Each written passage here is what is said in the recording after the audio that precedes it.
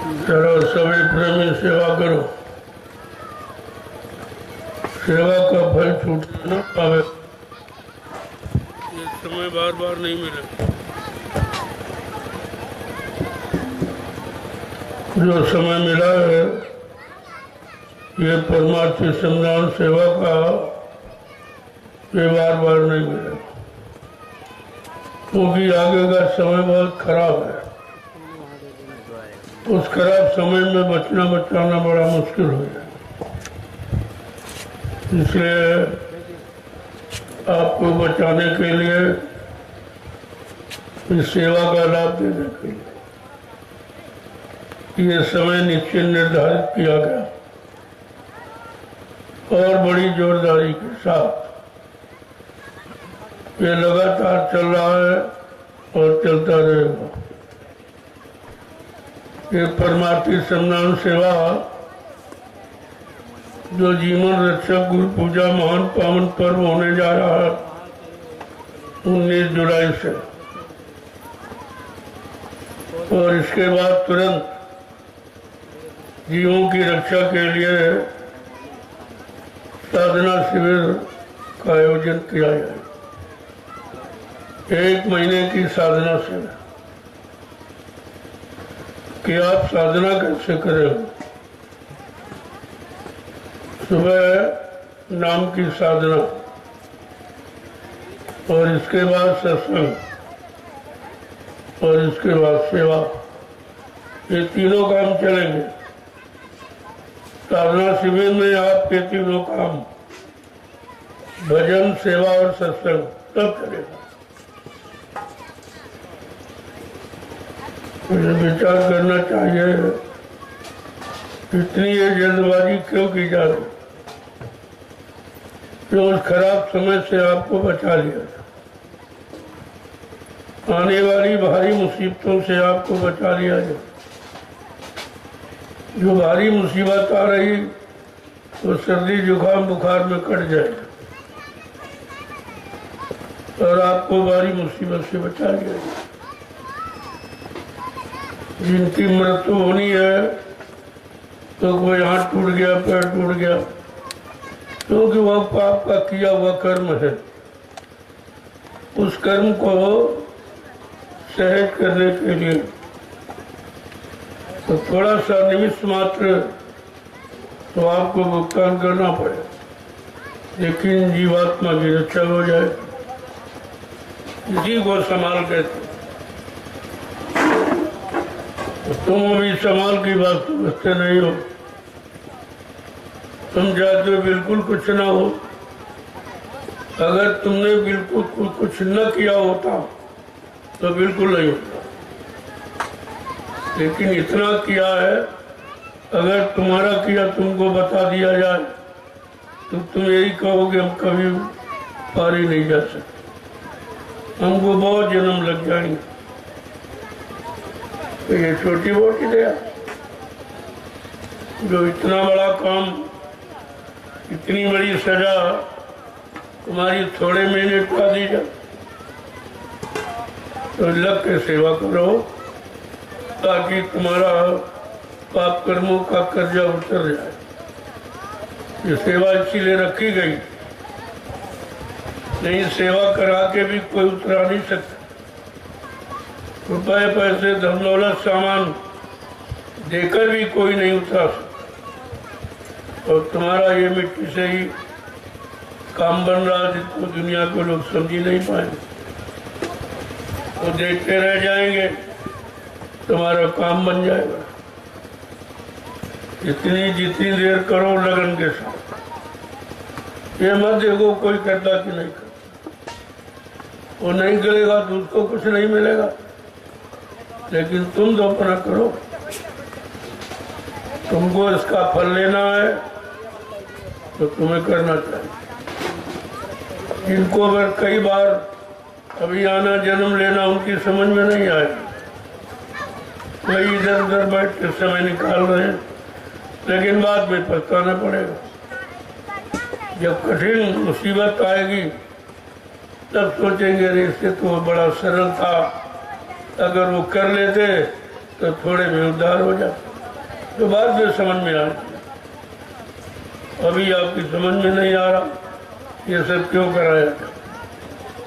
इसलिए आए हो तो सेवा, घर गृहस्थी परिवार बाल बच्चों को छोड़ के आए हो तो सेवा करो, समय खराब मत, और नहीं करना तो घर जाओ, अपने घर के काम करो।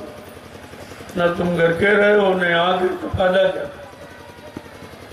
ना हर वजह न घर सुख पाए, और बेटा ब्याह गई दुई माते प्यारे एको नहीं, हमारा तो कुछ भी नहीं हो रहा, घर में भी काम नहीं किया, यहाँ बक्के और यहाँ भी बैठे तो फिर फायदा क्या। जाने का कोई मतलब नहीं है, ऐसे तो आने जाने से बहुत लोग आ रहे हैं जा रहे हैं, लेकिन यहाँ लाभ सेवा करके मिलेगा, ऐसे ही मुफ्त में लाभ नहीं दिया जाता।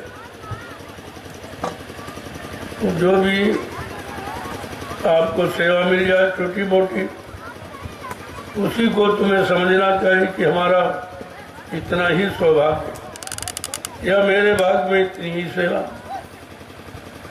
और क्या उसी से तुम्हारा काम हो जाए, तो जरूरी नहीं है। वो तो कर्मानुसार, जैसे जिसने कर्म किए हैं उसको उतनी सेवा करनी पड़े, और उतने से भी काम हो जाए तो बहुत बड़ी बात। और कहीं आप चले जाओ ना तो ये सेवा कोई करा पाएगा, ना इस सेवा का लाभ कोई दे पाएगा, ना इस सेवा से कर्मों की अदायगी कोई करा सकता, ये सबके बस की बात नहीं है। तो आए हो तो समय खराब हो, जितनी देर बैठे हो उतनी देर एक दो डलिया मिट्टी डालो तो तुम्हारी एक दो माला हो जाए। वैसे तुम्हारा मन माला में लगता नहीं, लेकिन ये जो माला का क्रम जो बदल दिया गया ये बहुत सरल, और ये भी नहीं कर सकते फिर कुछ नहीं। ऐसे जीव हमें हैरान, ऐसे जीव हमेशा हैरान परेशान रहते हैं और हजारों जन्मों तक इन नरकों में जन्मते मरते रहते, उनका काम कभी नहीं होता।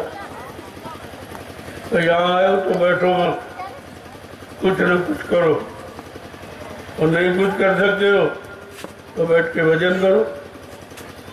जो रास्ता आपको मिल गया कुछ न कुछ करो, बेकार मत, सेवा करो, नहीं सेवा मिलो तो भजन करो। सत्संग वचन तो तुम्हारे बस के है नहीं, कान तो तुम्हारे सुन लेंगे लेकिन मन स्वीकार नहीं करेगा, क्योंकि मन के मुताबिक सत्संग है नहीं। सत्संग तो जीवात्मा के लिए हो रहा, और तुम्हारा मन इच्छाओं में, ख्वाहिशों में, तमन्नाओं में भटका हुआ, तो तुम्हारी समझ में सत्संग कैसे आए। इसीलिए जो मनमुखी हैं, मन के अनुसार चलने वाले, मन का आदेश मानने वाले, उनकी समझ में सत्संग बिल्कुल नहीं आए। सुनते हुए भी वो समझ कुछ नहीं पाएंगे, जब समझ नहीं पाएंगे तो कर नहीं पाएंगे, कर नहीं पाएंगे तो उसका लाभ नहीं प्राप्त कर पाएंगे।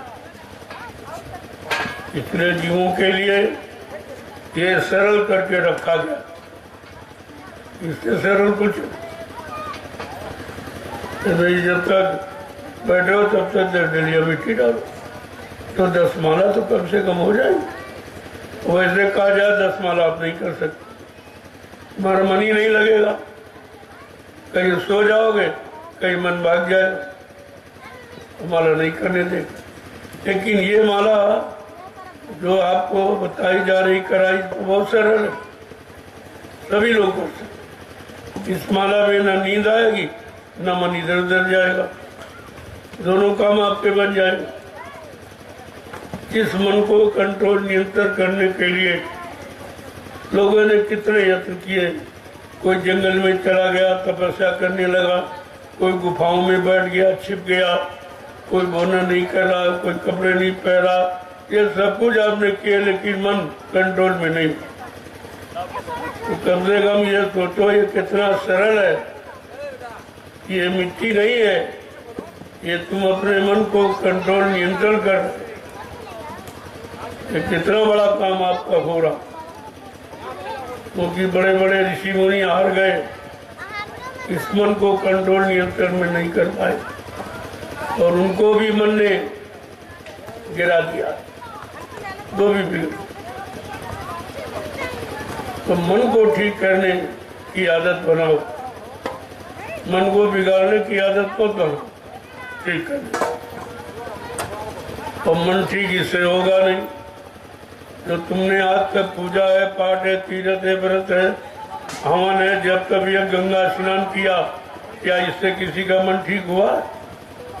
मन शांत हुआ, मन भोगों से अलग हुआ, मन से काम क्रोध लोभ मोह अहंकार ये हटे मत, सबने और घेर लिया। ये पूजा पाठ मन के कंट्रोल नियंत्रण नहीं कर पाई तो जीवात्मा का काम क्या करी?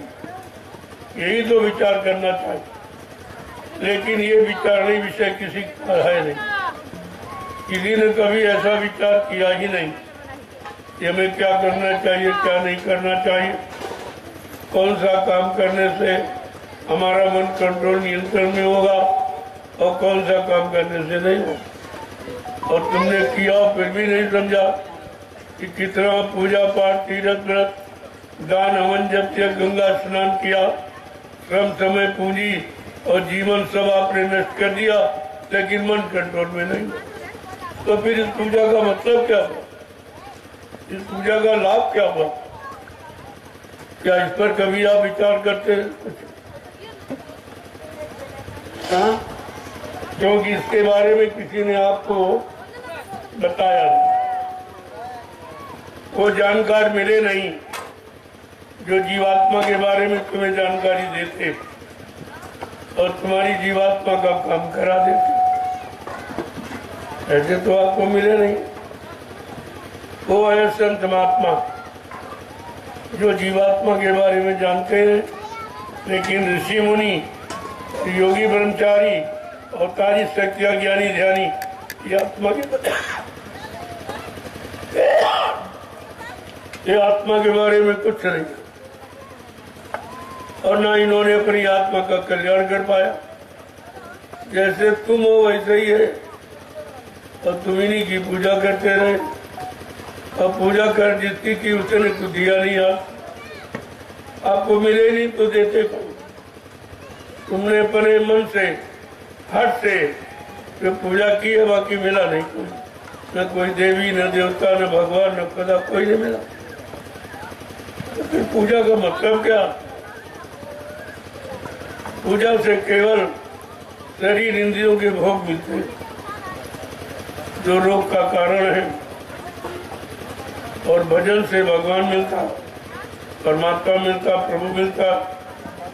तो आपको निर्णय लेना चाहिए कि हमें प्रभु परमात्मा से मिलना या संसार के भोगों से मिलना। कि जब निर्णय लोगे तभी तो कुछ समझ में आएगा। तो सत्संग में भौतिक आध्यात्मिक दोनों चर्चा आपके सामने रखी जाए और कहा जाता भाई जिसको चाहो उसको ले लो, चाहे दोनों कर लो चाहे एक कर लो। जब करोगे तो अनुभव हो जाएगा। लेकिन इतने दिन आप भौतिक जगत के साधनों में फंसे रहे, करते रहे, तो आपको मिला क्या? ये कभी आपने विचार नहीं किया कि मिला तो कुछ नहीं, जो जीवन मिला था वो जीवन इसी में बर्बाद हो गया, इन्हीं भोगों में चला गया, मिला कुछ नहीं। तो जीवन तो अमूल्य है, जीवन की कोई कीमत यहाँ नहीं है, और उसको आपने ऐसे ही बर्बाद कर दिया धोखे में। यही चीज आपको समझनी चाहिए। जब तक समझोगे नहीं तब तक आपकी समझ में नहीं आएगा हमें करना क्या, क्योंकि हर युग की साधना अलग है। सतयुग की अलग है, त्रेता की अलग है, द्वापर की अलग, और कलयुग की सबसे अलग। कलयुग की साधना के लिए रामचरितमानस का उत्तरकांड पढ़िए तो आपको जानकारी मिल जाएगी कि हम कलयुग के जीवों को क्या करना चाहिए, कौन सी पूजा करनी चाहिए। गोस्वामी महाराज ने क्या लिखा? यही कलिकाल न साधन दूजा, मन क्रम वचन गुरु पत्न। पहला कलयुग में कोई साधन नहीं, केवल मन बुद्धि चित्त से गुरु के आदेश का पालन करना। कलयुग जोग यज्ञ नहीं जाना कि कलयुग में योग है, जप है, तप है, हवन है और व्रत है, यज्ञ, इनका कोई लाभ नहीं, क्योंकि ये क्रियाएं सतयुग त्रेता द्वापर के लोगों के लिए, जिनके मन की मतलब यानी शरीर की उम्र 1,00,000 वर्ष सतयुग में, यही शरीर जो आप लिए हुए, और त्रेता में 10,000 वर्ष और द्वापर में 1,000 वर्ष की, और अब कलयुग है तो 100 वर्ष की रहेगी। तो आपने विचार किया नहीं कि 100 वर्ष की उम्र वाला क्या वो सतयुग त्रेता द्वापर की साधना कर सकता है? न वो शक्ति है, न वो उम्र है, न मन की ताकत है, न इंद्रियों में संयम त्याग वैराग है, न कोई अच्छा खान पान, न अच्छे विचार कर्म है।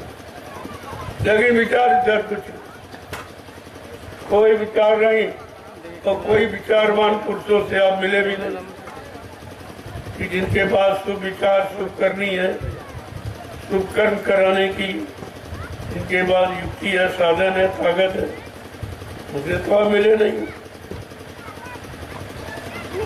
यही विचार करना चाहिए कि हम सब कलयुग के जीवों के लिए कौन सी पूजा करनी चाहिए, क्योंकि हर युग में भगवान का अलग अलग नाम आया। जब सतयुग था धरती पर तब हरि नाम आया, वो योगियों ने जगाया था। जब इसी धरती पर त्रेता आया तो ऋषि मुनियों ने राम नाम जगाया। इस धरती पर जब द्वापर आया तो गुरु नाम जगा, कृष्ण नाम जगाया गया।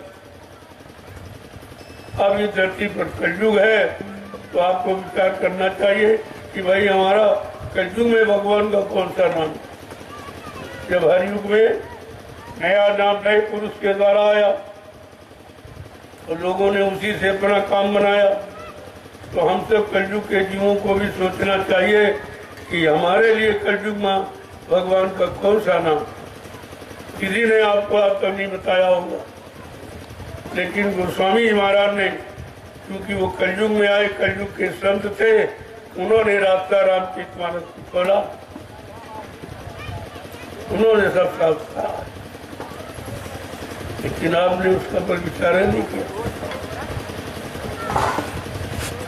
उन्होंने साफ साफ कहा कि गुरु बिन भवनी तरह न कोई, जो विरंच शंकर समोई, कि ब्रह्मा विष्णु महादेव के समान कोई धनवान, बलवान, बुद्धिमान, कीर्तिमान, यशमान क्यों न बन जाए, लेकिन भवसागर पार करने के लिए कलयुग में गुरु नाम, उन्हें गुरु नाम की महिमा की, और तुमने गुरु नाम को अभी तक समझा ही नहीं।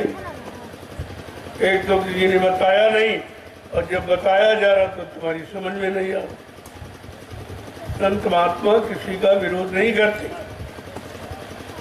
उनको मालूम है वो त्रिकालदर्शी है, भूत भविष्य वर्तमान और सतयुग त्रेता द्वापर सब की बात जानती है, और तभी आपको कलयुग के जीवों के लिए कलयुग की बात बता रहे, कलयुग का नाम बता रहे, कलयुग का साधन बता रहे, कलयुग का पूजा पाठ बता रहे, ये सब आपके सामने रखा जा रहा, लेकिन तुम सुनते ही नहीं हो, तुम्हारी समझ में नहीं आता। कहने का मतलब ये है, ये हठ धार्मिकता ये काम नहीं है। हठ ही मत बनो, समय की चीज को समय से ले लो ताकि तुम्हारा भी काम बन जाए। नहीं ये मानव जीवन का समय चला जाएगा, फिर आपको मिलेगा नहीं। जो तुम सोचते होगे कि अब की बार मिल गया फिर मिल जाएगा, तो गोस्वामी महाराज ने स्पष्ट कह दिया, स्पष्ट रूप से कह दिया, ये बार बार नहीं मिलता। सबहु करी करुणा नरदेही अद्वैत ईश बिन हेतु सनेही। कभी कभी करुणा निधान कृपा दया मेहरबानी करके ये मानो अनमोल मंदिर हमें आपको दे देता है कि जाओ अब की बार किसी संत महात्मा से मिल करके अपने जीवात्मा के घर का रास्ता पूछ लेना, उनके पास रास्ता, क्योंकि जहाँ से संत आते वहीं से आपकी जीवात्मा आई। उनको ये पूरा भेदभाव, वो मिल जाएंगे, रास्ता मिल जाएगा, आप घर पहुंच जाएंगे। तो हमेशा का रोना धोना और जन्मना मरना ये सब आपको खत्म हो जाएगा। लेकिन बात समझोगे तब, उजले से काम नहीं बनेगा। एक ही चीज को बड़ी बारीकी ढंग से समझने का प्रयास करो। ये चीज आपको कहीं नहीं मिलेगी, किताबों वाली बात नहीं है।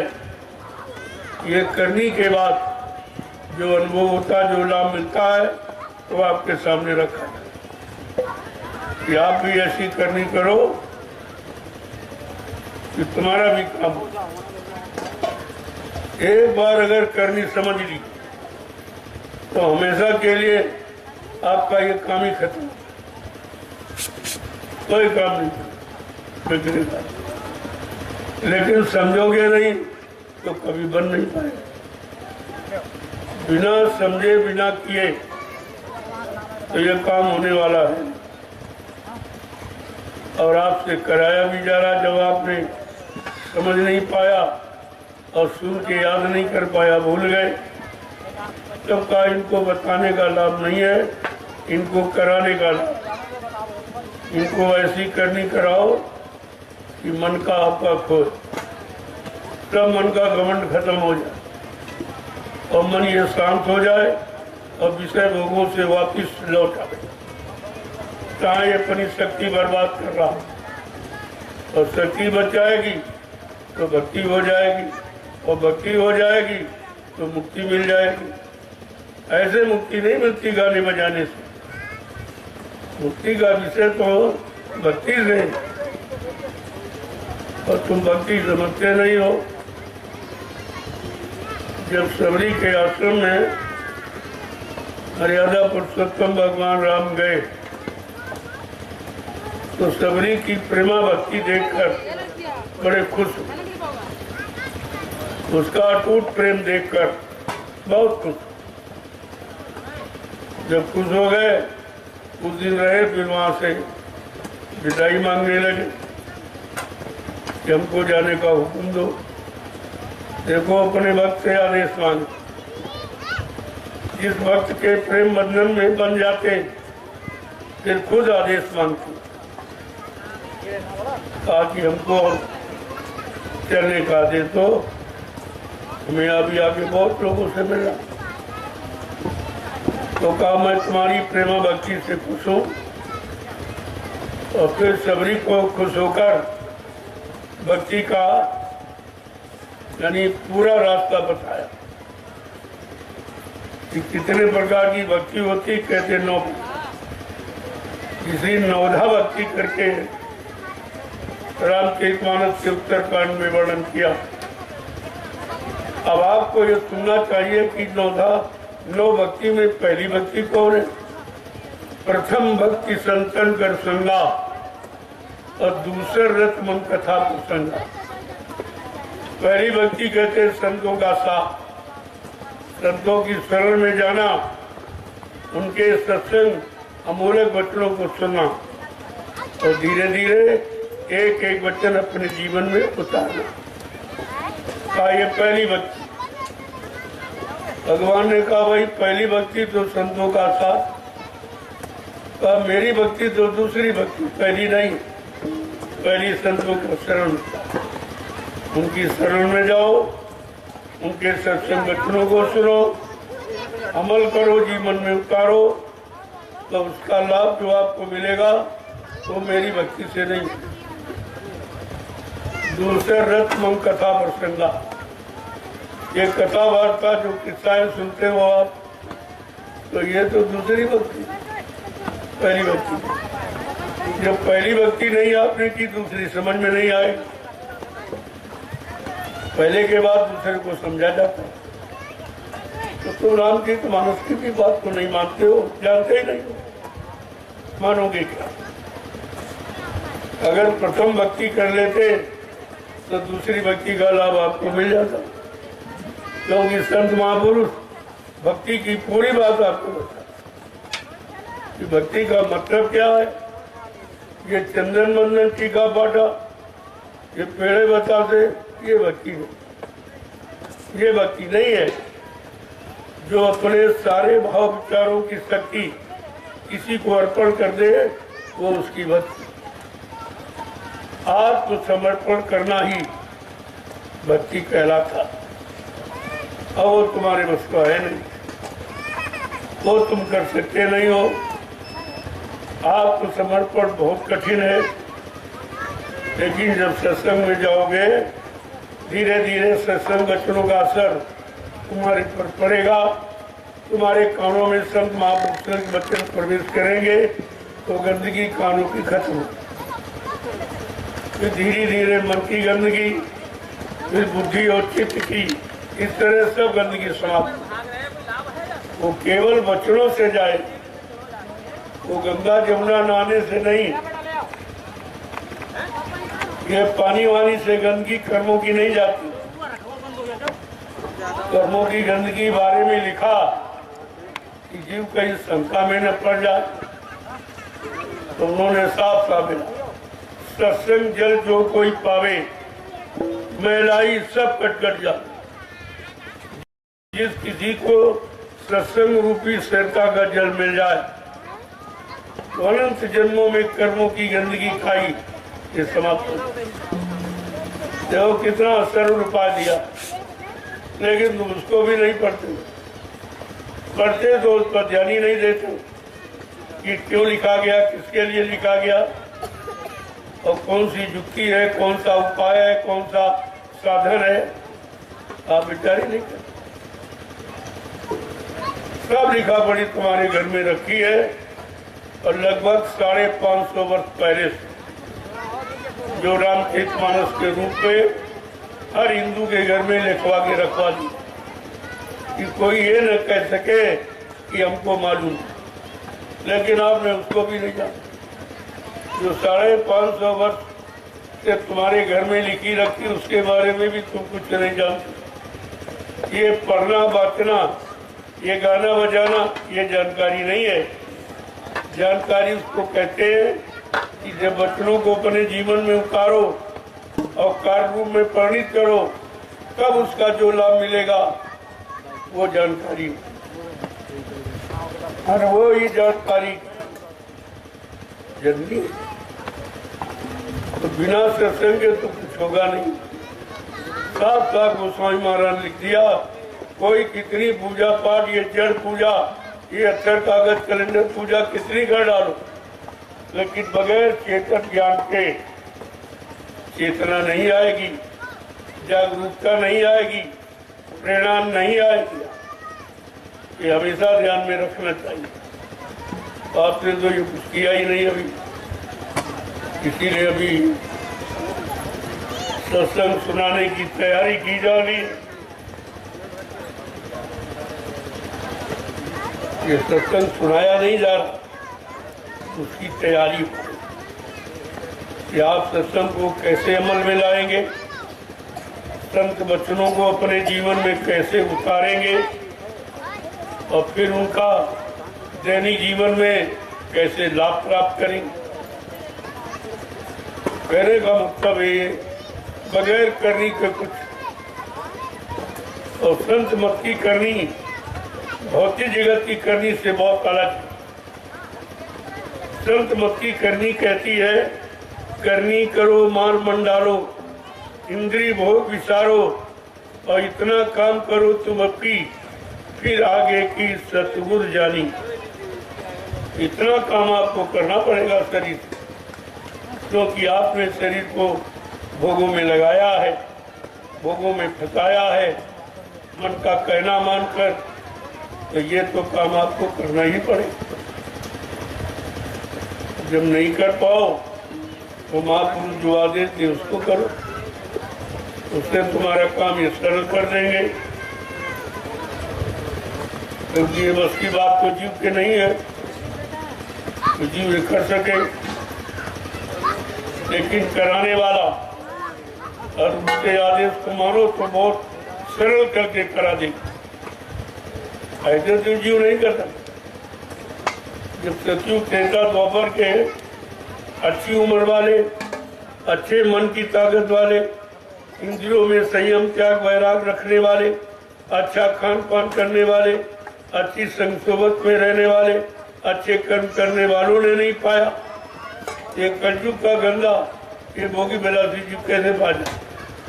ये बहुत कठिन है। और इसी के लिए संत बधारे कि इसकी बस की बात नहीं है कि बेचारा शक्तिहीन है, विवेकहीन है, बुद्धिहीन है, चरित्रहीन है, चलो इसका कुछ भला हो जाए।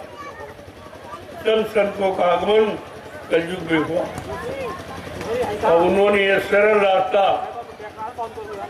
नाम की कमाई, बिल्कुल सरल, काम करते रहो, नाम जपते रहो। देखो आप सेवा भी कर रहे हो और जबान आपकी खाली पड़ी, तो सारा स्वाद लेती उससे तो काम लो। शरीर से सेवा करो और जबान से प्रभु का नाम लो। जो कलयुग में प्रभु का नाम क्या? जय गुरुदेव। ये प्रभु का नाम, ये किसी आदमी इंसान कोई साधु महात्मा का नाम नहीं है, ये प्रभु का नाम। तो जवान से प्रभु का नाम उच्चारण करो और शरीर से सेवा करो, तुम्हारे दोनों काम हो रहे। सेवा से कर्जा उतर रहा और नाम का स्मरण करने से तुम्हारी है आध्यात्मिक शक्ति इकट्ठा हो। ये दोहरा लाभ है सेवा, एक तरह का नहीं, दोहरा लाभ आपको।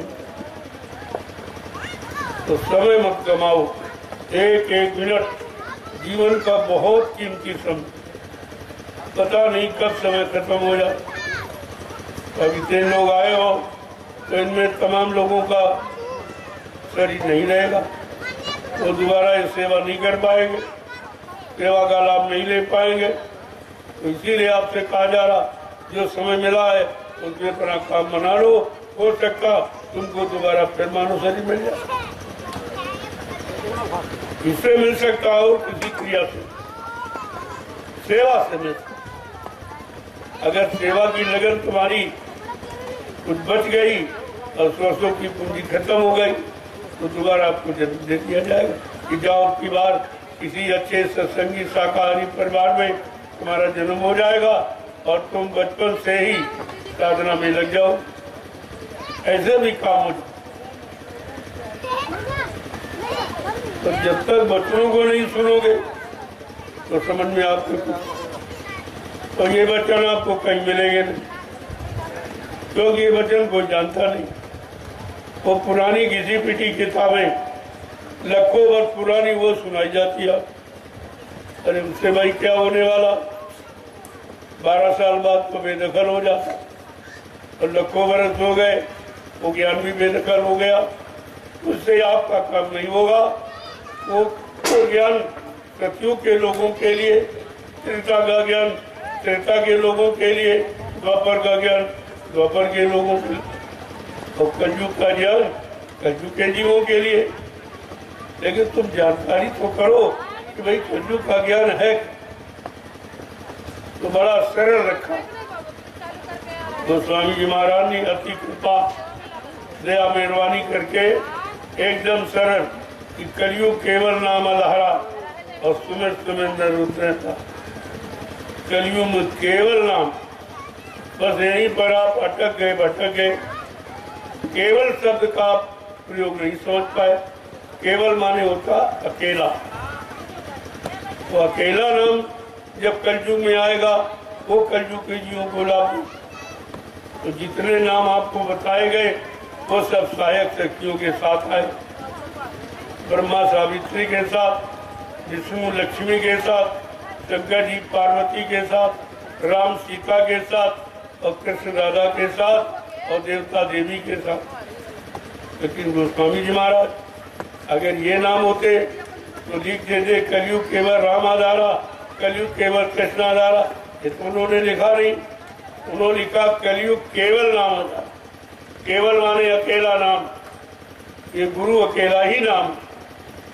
आगे जय पीछे देव लगा दिया, आप शंका में आ गए तो भाई जय गुरुदेव नाम कहाँ से? अरे जय तो सम्मान सूचक शब्द है, जय राम, जय कृष्ण, जय हनुमान, जय शंकर के आगे आप लगाते हो। और देव माने आपको सब कुछ दे, बदले में कुछ न ले। देव माने देवता। ऐसा देवता कौन है जो आपसे कुछ नहीं लेता, आपको सब कुछ देता? कि आज तक समझ पाए हो?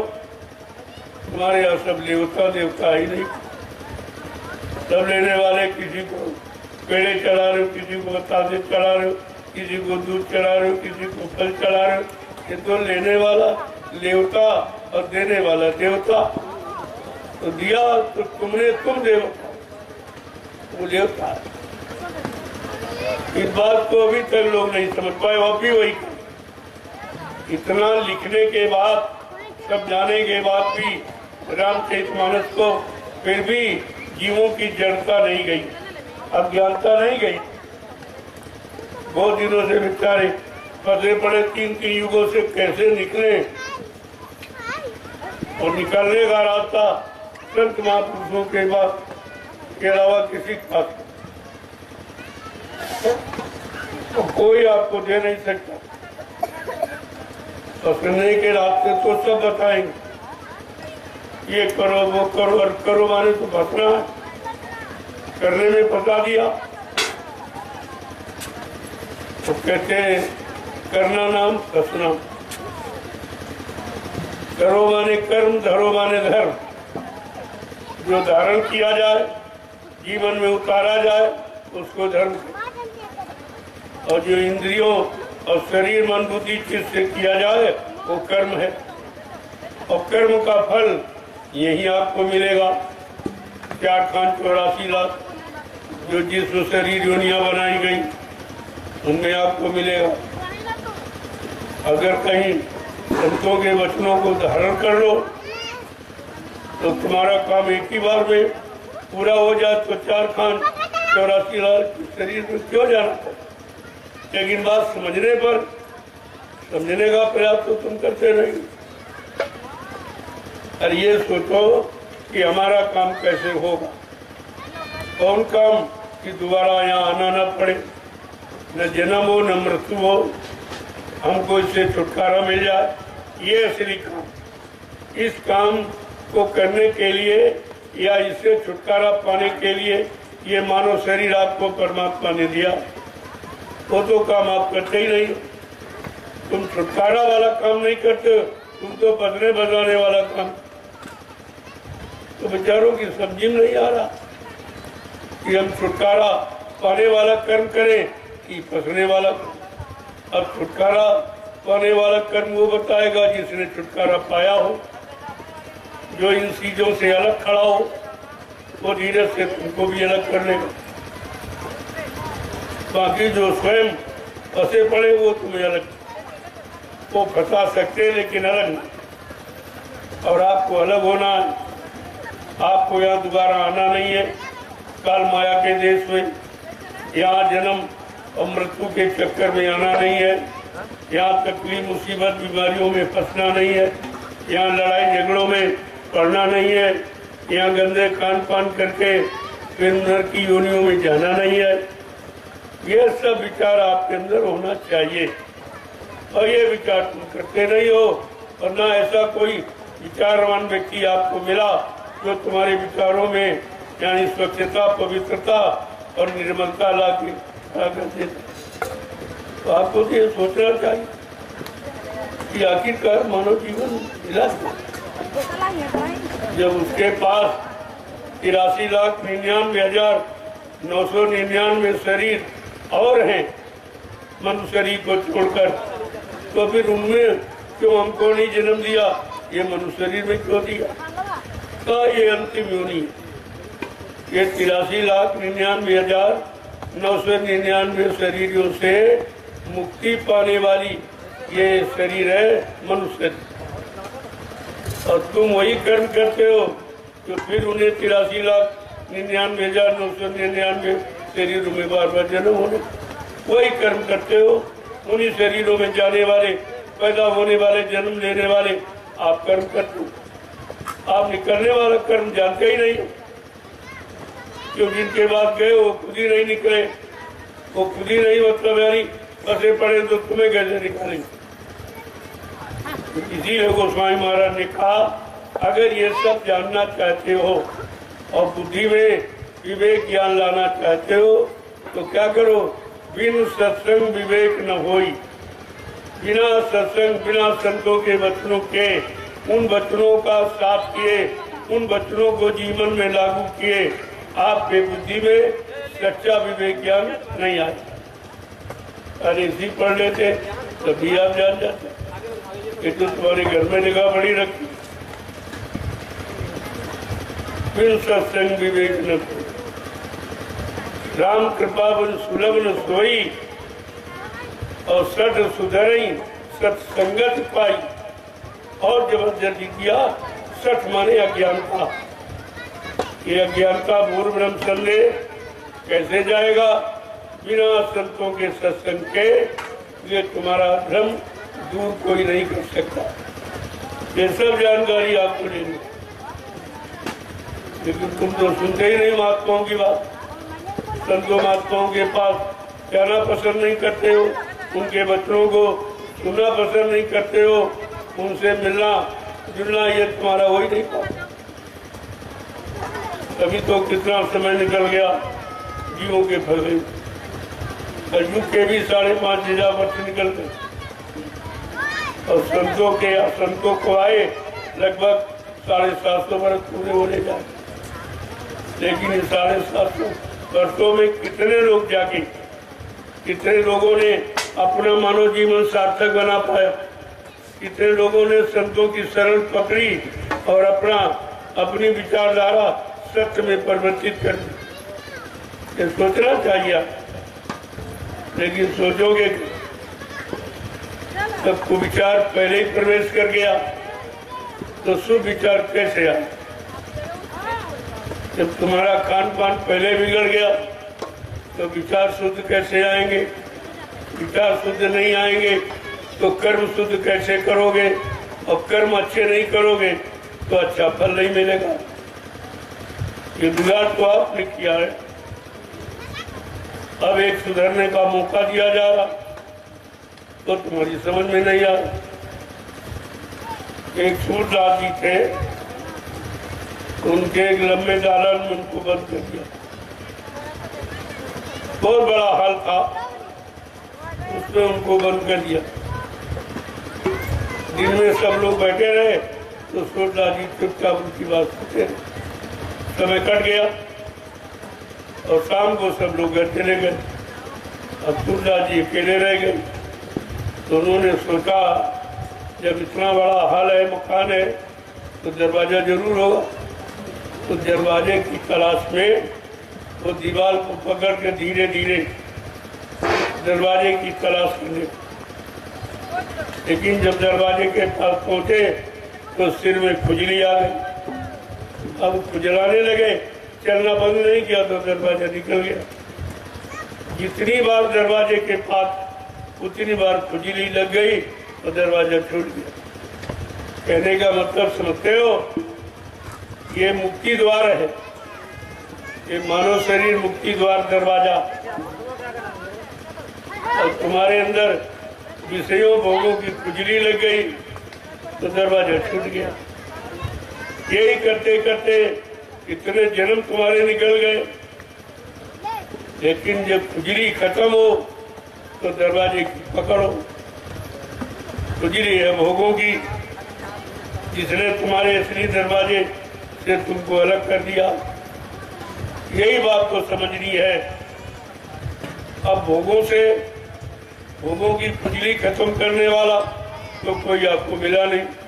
जिनके पास गए वो खुद ही भोगी हैं, वो भोग की इच्छा रखते हैं, ये सामान मिल जाए, राजपाट मिल जाए, धन दौलत मिल जाए, पत्नी बाल बच्चे मिल जाए, ये सब खुजली ही है और इसी के इच्छा में लगे पड़े।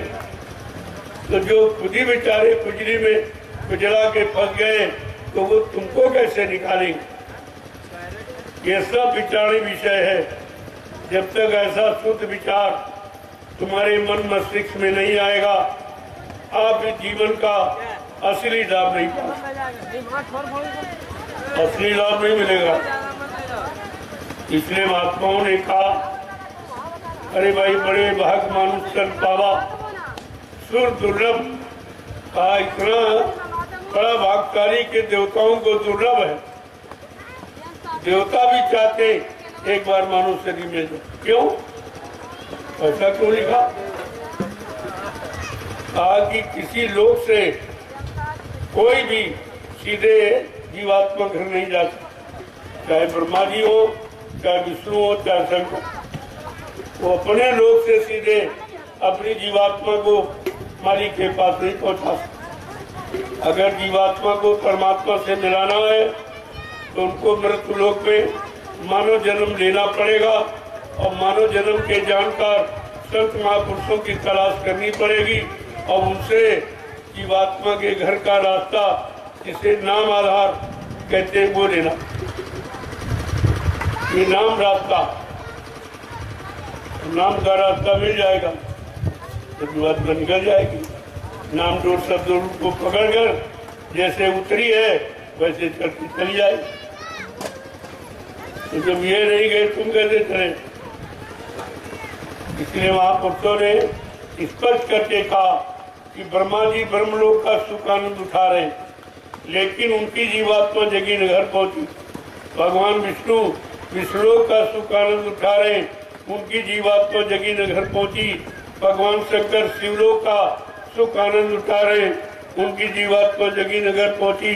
भगवान राम साकेत लोक का सुख आनंद उठा रहे, उनकी जीवात्मा जगी नगर पहुंची। भगवान कृष्ण गोलोक का सुख आनंद उठा रहे, उनकी भी जीवात्मा जगी नगर पहुंची। और देवी देवता देवलोक का सुख आनंद उठा रहे, उनकी जीवात्मा जगी नगर। देखो कितना अहम प्रश्न है। जब इनकी नहीं जुगी तुम इन्हीं के सहारे बैठो। विष्णु जी पार करेंगे, शंकर जी पार करेंगे, राम जी पार करेंगे, कृष्ण जी जब खुद ही नहीं पार हुए तो तुम्हें कैसे पार करें? तो का पार कराने वाला कौन? कहा न वो संत जो सबके अंत में बैठा, सारे लोगों के अंत में, सारे मंडल मुकामों के अंत में बैठा, उसको संत कहते। जो काम क्रोध लोभ मोह अहंकार के अंत में बैठा वो संत कर। ये पहचान आपको करनी चाहिए थी, लेकिन जब करीब नहीं जाओगे, सत्संग में कभी शामिल नहीं होगे, वचनों को सुनोगे नहीं, तो ऐसे जन्मते मरते रहो। निकलना आपका कभी होगा नहीं। मुक्ति द्वार ये नर्तन पाया। अगर मुक्ति चाहते हो तो मानव शरीर से जीते जी मिलेगी, मरने की बात नहीं। मरने के बाद मुक्ति किसी को नहीं मिलती, जीते जी। तो जीते जी मुक्ति दिलाने वाला मुक्ति दाता कोई संत महापुरुष मिल जाए और वो दया कर दे तो जीते जी आपका काम बन जाएगा। काम कोई यानी कठिन नहीं है, लेकिन काम कराने वाला मिल जाए तब सरल हो जाए। तो यह सब जानकारी आपको सत्संग वचनों से करनी चाहिए और निरंतर आपको बताया जाता। मैं बराबर आपको 12 वर्ष से लगातार ये जानकारी दे रहा हूँ पूरे हिंदुस्तान में घूम, और उसके बदले किसी से कुछ कोई दान दक्षिणा, कोई रुपया पैसा, कोई धोती रोटी लगोटी ये यहाँ नहीं लिया जाता। यहाँ दिया जाता, लिया नहीं जाता। और ये काम हिंदुस्तान में कहीं कोई नहीं करेगा। यहाँ सब लेने वाले बैठे और तुमको तो देने वाला चाहिए, और तुमने देने वाले की तलाश नहीं की। अगर वो स्वेच्छा से मिल जाए तो तुम्हें विश्वास नहीं हुआ, तो फिर काम आपका कैसे? इसलिए करिए नित्य सत्संग, बाधा सकल मिटाए, फिर ऐसा अवसर ना मिले दुर्लभ नर्तन पर हर रोज दर रोज प्रतिरोज सत्संग करो। सुनो सुनाओ पढ़ो पढ़ाओ गाओ बजाओ नहीं करो, करनी का फल मिलता। तो करनी तुम करना नहीं चाहते, बकरी में सुनने सुनाने में गाने बजाने में तुमने समय खराब कर दिया, और जो करना चाहिए वो आपने किया। इसलिए एक एक वचन को बड़े संभाल के साथ, बड़ी चेतनता के साथ आपको सुनना चाहिए। कहते गौर ख्याल ध्यान देकर वचनों को सुनो, और सुन करके अपने मन को पकड़ाओ और मन को समझाओ। ये मन की समझौती है सर, और जो भी आपने किया वो मन को समझा नहीं पाया, न पूजा करके, न तीरथ, न व्रत, न हवन, न जप तप यज्ञ, ये सब करके आपने मन को समझा पाए, मन को भोगों से अलग कर पाए हो, मन से काम क्रोध लोभ मोह अहंकार ईर्ष्या राग द्वेष को हटा पाया, ये तो कुछ भी काम आपका नहीं। फिर आपने किया क्या? इतना समय निकल गया जीवन का, किसी का 50, किसी का 60, किसी का 70, किसी का 80, अब कलयुग में तो 100 वर्ष का समय कितना बचा? इतना तो व्यर्थ में चला गया। अरे जो बचा, ये कहते जो गई सो गई और रही वो संभालो, न वो भी जाने वाली। जो कुछ चली गई तो चली, चलो भूल में, अज्ञानता में, स्वार्थ में, लोभ में, लालच में, चलो गई सो गई। लेकिन जो शेष जीवन बचा है, अरे उसको तो उसमें तो संभालो, उसमें तो कुछ कर लो। तो ये मानव जीवन फिर आपको मिलेगा नहीं, इतने 1000 करोड़ वर्ष निकल जाएंगे, फिर आपको अवसर नहीं मिलेगा। इसलिए बड़ी सावधानी के साथ अब रहने की जरूरत है, और एक एक दिन बड़ी सावधानी के साथ यादगार में निकालना कि जो समय गफलत में चला गया, अज्ञानता बोल ब्रह्म में, लेकिन जो शेष जीवन है वो प्रभु की शरण में व्यतीत होगा, सद्गुरु की शरण में व्यतीत होगा, ताकि ये मानव जीवन की जो श्वासें बची हैं उनमें कुछ लाभ मिल जाए, कुछ लाभ आपको हासिल हो जाए। कुछ नहीं तो ऐसे कर्म कर लो कि द्वारा मनुष्य शरीर मिल जाए। अरे मनुष्य शरीर पाने वाले तो कर्म करो, तुम तो मनुष्य शरीर पाने वाले भी कर्म नहीं करते हो। ये मारना काटना हिंसा, ये झूठ छल कपट बेईमानी, ये व्यभिचार कुपचार, ये दोबारा मानव शरीर पाने वाले कर्म है। ये तो पशुओं वाले कर्म है। फिर आप पशुओं के शरीर में चले जाओ, कभी पशुओं में, कभी पक्षियों में, कभी जंगली जानवरों में, कभी कीड़े मकोड़ों में, लेकिन ये मानव शरीर नहीं मिलेगा। ये बड़े भाग के लोग, बार बार महापुरुषों ने इशारा करके आपको संकेत किया, इस मानव जीवन का लाभ उठा लो, ये व्यर्थ में समय बर्बाद मत। लेकिन लाभ उठाना मालूम हो तब तो, यह लाभ देने वाले महापुरुष संत महात्मा मिल जाए तो लाभ हो सकता, मिल सकता। ऐसे अपने आप थोड़ी लाभ उठा लो, क्योंकि तुम्हारी आदत शुरू से विषय भोगों की तरफ जाने की, तो काल माया के सामान को इकट्ठा करने की, जो सामान तुम्हारे साथ नहीं जाए। इसीलिए महापुरुष ने कहा भाई तो कराया, या जमीन हो, दुकान हो, मकान हो, रुपया पैसा धन दौलत सामान, पद पत्नी बाल बच्चे, ये तुम्हारा सामान है ही नहीं, क्योंकि तुम नंगे अकेले आए थे। ये तो बीच में सामान आपको दे दिया गया, इसलिए वो तुमको रोकना चाहता, और वैसे आप रुकते नहीं। जब ये सामान दे दिया तुम इसी में रुक गए, और तुम्हें बता दिया ये तुम्हारा। अब तुम हमारे तुम्हारे में फंस गए, ना यहाँ तुम्हारा कुछ है न तुम किसी के हो। इस बात को अभी तक नहीं समझ पाए। जब ये नहीं समझ पाए हो तुम्हारा यहाँ क्या है, या तुम किसके हो या तुम्हारा कौन है।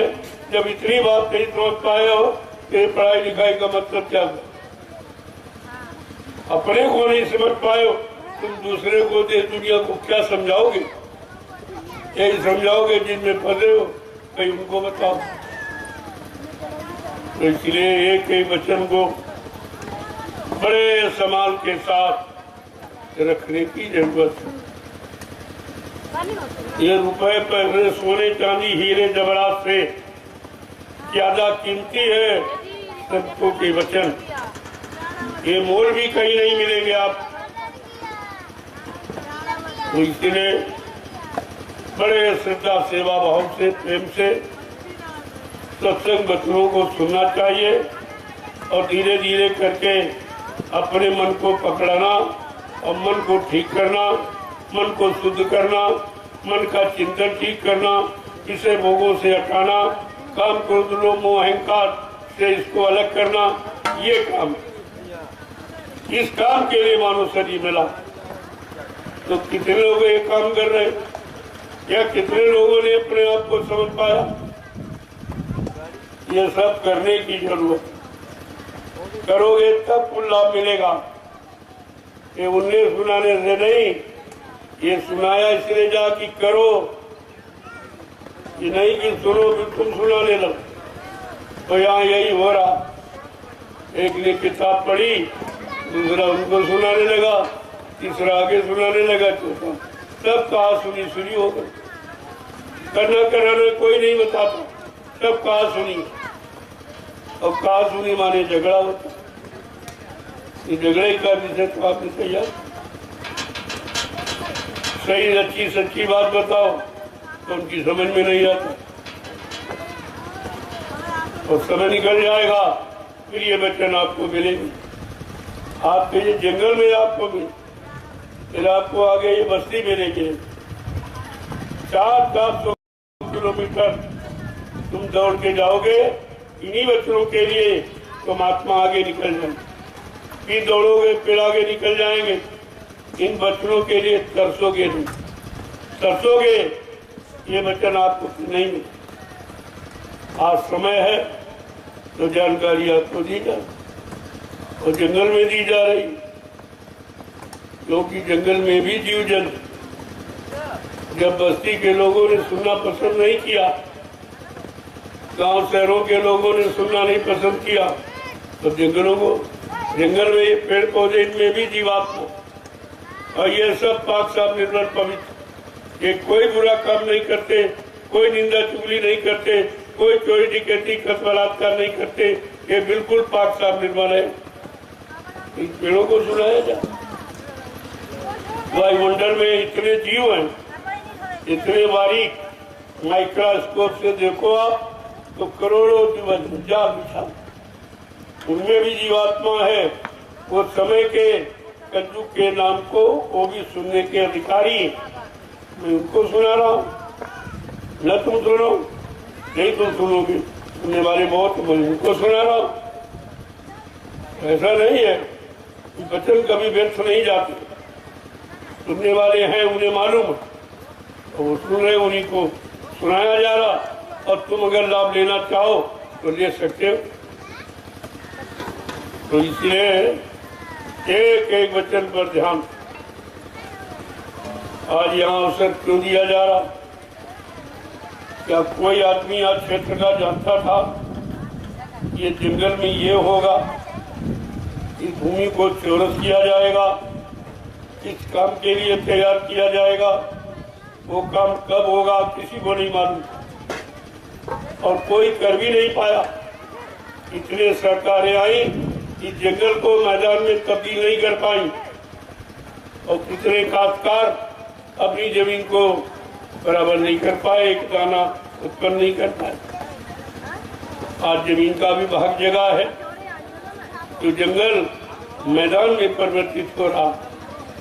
फिर भी अभी आपको मालूम नहीं है ये क्या तैयारी कहाँ की। ये सतयुग की जब लोग आएंगे, कोई जगह ऐसी नहीं है जहाँ पर शांति मिले, जहाँ पर सुकून मिले, जहाँ पर कोई अच्छी चर्चा हो, सब जगह स्वार्थ लोभ लालच की चर्चाएं हो रही। अब चाहिए चर्चा निस्वार्थ, ये निस्वार्थ की चर्चा का मैदान बनाया जाए। आगे आने वाले समय में मैं एक छोटा सा नमूना आपको भी जुलाई के महीने में जो जीवन रक्षक गुरु पूजा महान पावन पर्व होने जा रहा है, 88,000 ऋषियों की तपोभूमि इस नैमिषारण्य, उसमें एक छोटा सा नमूना आपको पेश किया जाए कि कितने लाख लोग जंगल में आते, और धीरे धीरे जैसे जैसे जब जमीन तैयार होती जाएगी तो लोग आते जाते रहे। मैं कोई अपने लिए थोड़ी कर रहा हूँ, आने वाले लोगों। और हिंदुस्तान में कहीं ऐसी जमीन नहीं जहाँ पर 88,000 ऋषियों ने मिलकर तपस्या करके भूमि को पावन पवित्र बनाया हो। ये नैमिषारण्य ही, और तुम रह रहे हो, तुम कुछ नहीं जान रहे। तो सब गंदा खान पान और गंदे कर्म करके और सब गंवा दिया तुम। जब जीवन गंवा दिया जो सबसे कीमती हो तुम्हारे पास बचाई, तो आज इस भूमि का समय, इसका समय जा गया है। ये जंगल से मैदान में परिवर्तित हो रही, जहाँ एक भी आदमी आने में डरता था, मैं 20 लाख आदमी यहाँ इकट्ठा कर दूंगा। अभी गुरु पूर्णिमा में एक छोटा सा नमूना पेश करूंगा, आप उसको देखकर समझ जाइए। जैसे जैसे जमीन तैयार होती जाएगी, आने वालों की संख्या बढ़ती जाएगी, और तुम्हारे सामने करके दिखाया जाए। और ये कोई नहीं कर सकता, कोई राजा और कोई महात्मा ये काम नहीं कर। तो यहाँ होने जा रहा इतनी बड़ी भीड़ कोई एकत्र नहीं कर सकता। जंगल में, बस्ती में तो लोग कर सकते, लेकिन जहाँ रेल मोटर का कोई साधन, एक बियाबान जंगल है, जहाँ कोई बात नहीं, आजार बाजार, नजदीक में कोई गांव नहीं, शहर नहीं है, ऐसे जंगल में इतने लाख लोगों को इकट्ठा करना ये सबके बस की बात नहीं है। यही से आपको समझ लेना चाहिए कि परिवर्तन बिल्कुल कगार पर आपको करके दिखाया जा रहा। अब आपको ये लाभ मिल रहा है तो आप उसको बराबर करें। जो लाभ ऋषि मुनियों ने इसी जंगल में तपस्या करके नहीं लाभ मिला उनको, वो लाभ आपको मिट्टी यानी धोने में, खोदने में, इस जंगल को समतल बनाने में, जहाँ लाखों लाख लोग बैठकर परमात्मा का भजन करेंगे, सत्संग करेंगे, सेवा करेंगे, ये लाभ आपको, ये ऋषि मुनियों को भी नहीं मिला। वो तो चुपचाप कंदराओं में, गुफाओं में, जंगल में छिप के बैठ गए। और तुम तो सबके लिए कर रहे हो, आगे आने वाले लोगों के लिए कर रहे हो, अपने लिए तो आप कर नहीं रहे हो।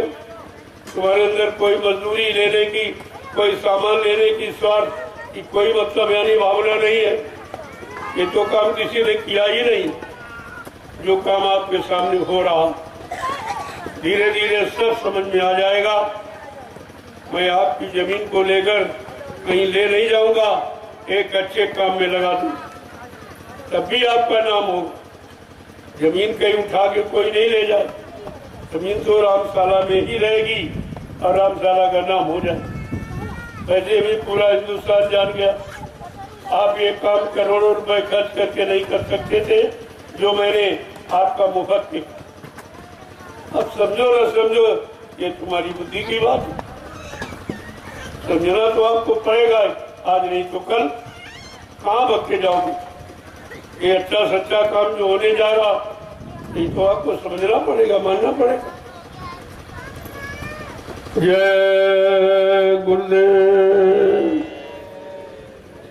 और जो मैं जमीन ले रहा हूँ पैसा देकर, कोई आन दान लेकर ये भिखारी वाला काम नहीं करता। दान लेकर कोई जबरदस्ती कब्जा नहीं, पैसा ले लीजिए। इस पैसे को अपने बाल बच्चों के लिए कहीं अच्छी जमीन खरीदो जिसमें खाने के लिए भोजन तैयार हो जाए।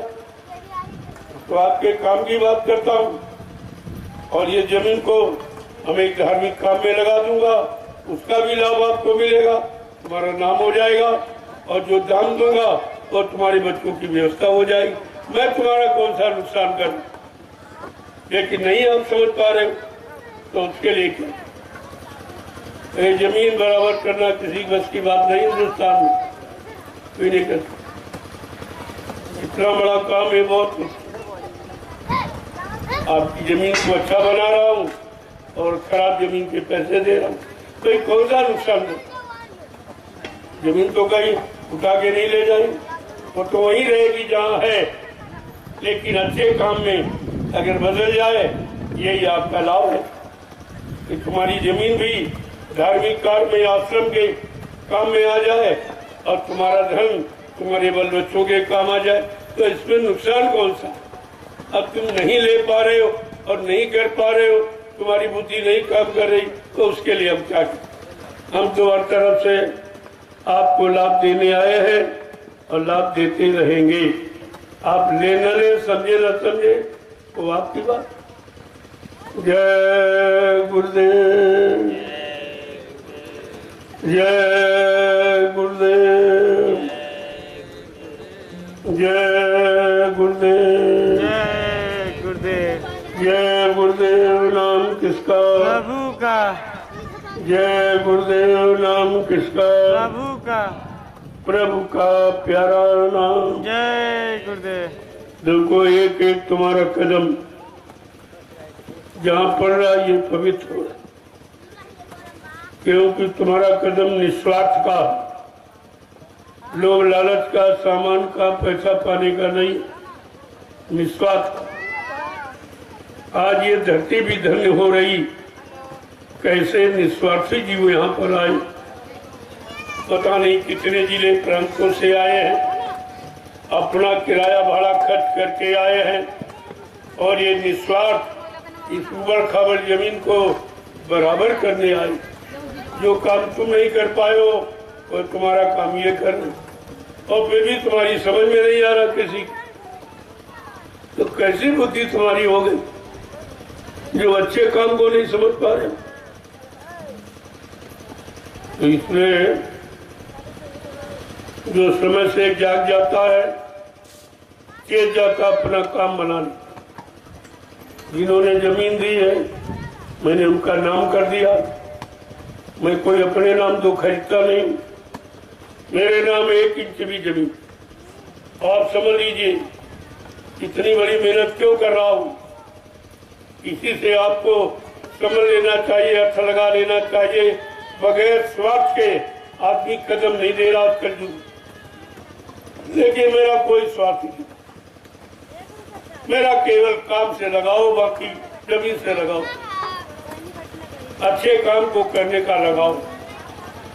एक अच्छा काम देश में हो जाए जो कहीं न हुआ हो, वो मैं आपको करके दिखा दूं, तो दिखा ही रहा हूँ, और जब तक रहूंगा दिखाता रहूँ। ये तो आपको विचार करना चाहिए कि जमीन कोई उठाने वाली चीज थोड़ी उठा कोई नहीं, वो तो तुम्हारी जहाँ पर है वहीं रहेगी, तुम्हारे गांव के नाम से रहेगी, और तुम्हारे गांव का नाम हो जाएगा। और बिना पैसे तुम करोड़ों रुपए खर्च करते, लेकिन नाम नहीं करते, तुम्हारे गांव को कोई जानता नहीं। आज पूरा हिंदुस्तान जान गया कि रामशाला कहाँ पर है, लेकिन तुम नहीं जान पाए। हिंदुस्तान तो जान गया, लेकिन तुम नहीं जान पाए, क्योंकि तुम जानने का प्रयास नहीं करते। तुम्हारे पास जानने की बुद्धि ही नहीं कि हम कुछ जाने, कुछ समझे कि क्या काम हो रहा है। हमको कुछ भागीदारी ले लेनी चाहिए। हमें कुछ भी अपने जीवन में, चलो कुछ अच्छा नहीं किया, इतना यही अच्छा कर ले, लेकिन वो भी नहीं। तो किस्मत में नहीं है तो तुम्हें अच्छा दिखाई भी नहीं। जय गुरुदेव। प्रेमियों जोर से बोलो, सब मिल बोलो।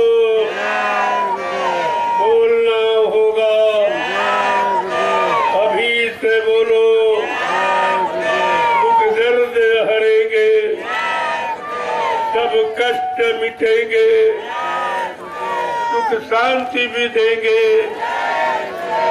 सबके दाता, सबके मालिक, प्रेम से बोले, ये नाम नहीं इंसान का, ये काम नहीं इंसान का। इतना साफ बताया जा रहा है, ये काम इंसानों के बस का नहीं। इंसान तो तुम भी हो, तुम नहीं ये काम कर पाए। तुम अपनी जमीन को यानी समतल नहीं बना पाए, और तुम्हारी जमीन को ये कहाँ के लोग इतने 19-20 प्रांतों से आके इस जमीन को समतल बना रहे। आपको तो शर्म आनी चाहिए, लेकिन इतने बेशर्म हो, तुम्हारे पास समझने का समय नहीं। यही नहीं समझ रहे क्या हो रहा है, क्यों हो रहा। सारा जंगल जो खतरे से भरा था आज बिल्कुल आजाद। ये कम है, ये सरकार भी तुम्हारी नहीं कर पाई, ये तुम्हारे राजनीतिक लोग कभी नहीं कर पाए, और गांव वाले भी कभी नहीं कर पाए। इस काम को करके दिखाया जा रहा। खाली ये कहते हैं कि भाई ये काम किसी के बस का। अरे तब भी आपको समझना चाहिए, तो बस का नहीं है तो इंसानी तो कर रहे, इनके बस का कर। इनके साथ किसी की दया लगी, कि किसी दया से जुड़े हुए, जिन्होंने कभी फावड़ा नहीं चढ़ाया, जलिया सिर पे कभी रखी नहीं, वो लोग ये काम कर रहे। ये मत समझो ये कोई अजूर मजदूर है। इसमें ऐसे ऐसे बड़े बड़े अधिकारी, इतने बड़े धनीमानी है तो तुमको खरीद लेंगे, लेकिन ये सेवा भाव से आए और सेवा कर रहे, इनको कोई नहीं पहचानता, और इतनी लगन के साथ कर रहे कि जैसे हमेशा ये काम करते। ये तो आपको समझना चाहिए। देखकर तुम देखकर भी नहीं समझ पा रहे, काम तुम्हारे सामने हो रहा, फिर भी तुम समझने का प्रयास नहीं करते। कैसे लोग हैं, हंसी आ गए, जिन्होंने कभी लिया मुझसे पे रखी नहीं, फाड़ा हाथ में पकड़ा नहीं, ये चलाना भी नहीं जानते, और देख लीजिए आप कैसे काम।